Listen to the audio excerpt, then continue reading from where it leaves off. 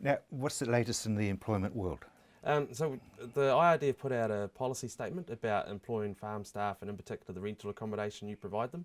So yeah, they're on the farm, you provide them a house. Under the legislation, you're supposed to put a farm rental on that and put PAYE on it. Now, everyone says, oh, well, what do I put on in terms of value? How do I establish it?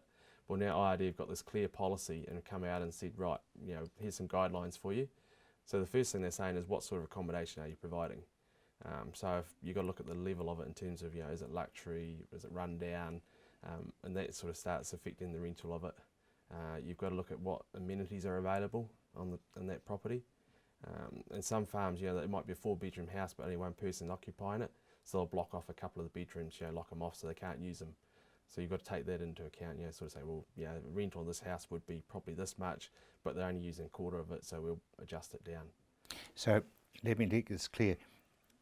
The person who is put up in that house, or the Yes. people, Yep. that's part of their payment, so therefore it's taxable. Yeah, so what happens is that normally the farmer gives them an allowance as part of the PAYE calculations for the farm rental, and then they make a deduction. Now that allowance that the farmer makes for the rental is subject to PAYE, and the farm worker pays tax on it. You would have, okay, so it's not dissimilar to fringe benefit tax in a funny sort of a way. Sort of, yeah. It's sort of a cousin there somewhere. Yeah, it sort of lines up. It's an area where a lot of farmers don't necessarily do it right. They'll just say, well, look, I'll give you a piece of the property to live in, sort of thing, and that's it.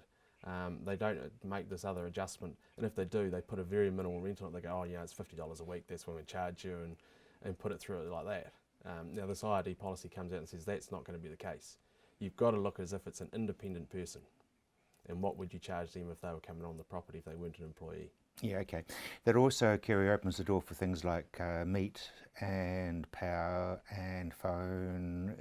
There's all sorts of things. Definitely meat would be one that you've got to think about. That's got to be adjusted for. And the power, a lot of it the farm covers, or they sort of take a piece off the employee. They say, right, farm power is this, I'm going to charge you so much a week. And you see, the person who's renting that house, in inverted commas, yes, doesn't actually, I mean, if it was me, I'd have to pay for my own power. Yeah, so it gets a bit more complicated when you get on farm. And it all comes down to different arrangements, but the key is you've got to put a property value on it. Yeah, okay. You can't just... I mean, I'm actually probably just pushing it a wee bit far here, yeah. but people should talk to their chartered accountant yes, about it. Yes, definitely. Now that we've got this clear policy statement, and it also gives you some guidelines about how to do that rental valuation. So if you haven't been doing it, or you've only been charging very minimal, then give your accountant a call and find out exactly what you've got to do.